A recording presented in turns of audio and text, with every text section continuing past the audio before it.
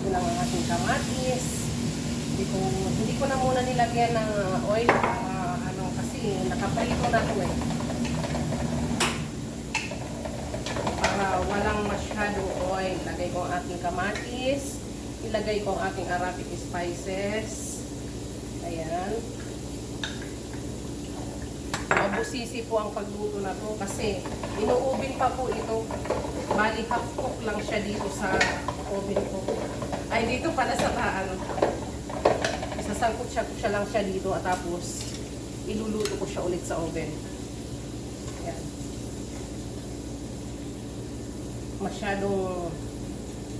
Nalaglag na. Masyadong mabusisi ang mga Arabic foods. Yung marami kang kasangkapan na ilalabas bago mo maluto ang pagkain nila.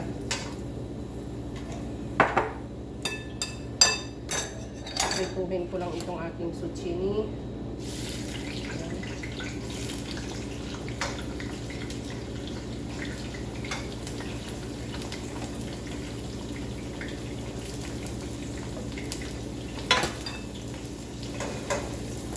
Mas masarap kasi yung yung piniprito siya bago ko siya i-mix. Mas masarap siya.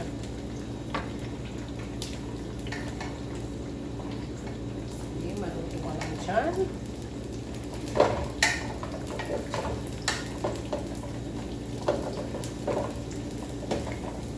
Naglalagay lang po ako ng kaunting asin. Kahit mga tinatansya ko lang, ganyan lang. And then, ang aking paminta. Paubos na ang aking paminta. Yan.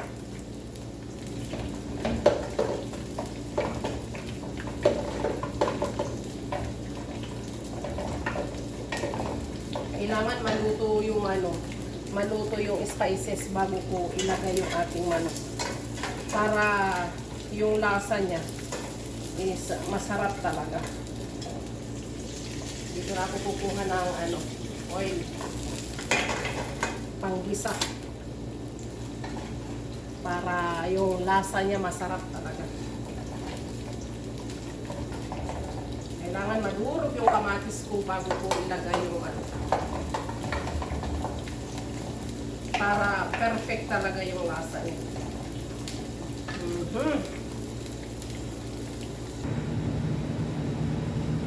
Ilagay ko na ang aking manok. Ayan. Ayan, haluin ko lang.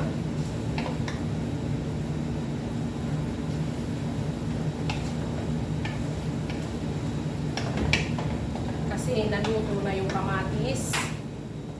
Kailangan mahalo ko lang siya ng maayos. Para pag na-mix kasi siya ng maayos, masarap ang lasa niya, mga sukilabs. Yun po ang purpose ko doon.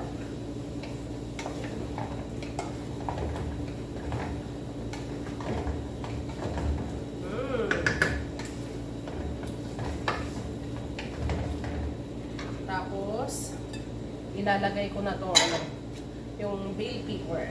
Taran!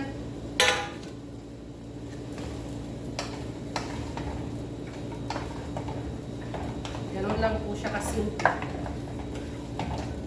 And then, maglalagay na rin po ako ng olive oil. Ito ang ang olive oil. Mahilig sila sa mga ganyan. Alam nyo dito, pag dry ang pagkain, ayaw nila. Ayaw naman nila ng sobrang dami ang mantika. Ayaw din nila ng dry. Ganon. Kaya naman ako ngayon ng aking fresh coriander. Ito po yung coriander, mga sukilabs. Masarap talaga siya sa mga ganyang pagkain. Perfect match, kumbaga. Yan. Taran. See? Ito yung aking last palagi. Yan, lalagay ko siya dyan. Taran. O, diba? Ganyan lang. Imimix ko na siya.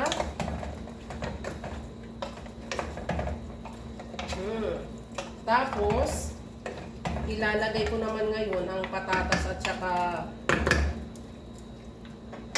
itong prinito ko na gulay. Ayan. Zucchini. Ilalagay ko siya dyan. See? Ganun po ang recipe na ito. And then, iuubin ko na po siya. Wala siyang tubig. Yung nakakaluto po sa kanya, yung katas ng manok. Ganon po siya. Yan. See? And then, tatakpan ko na siya ng foil. Saan na yung aking foil?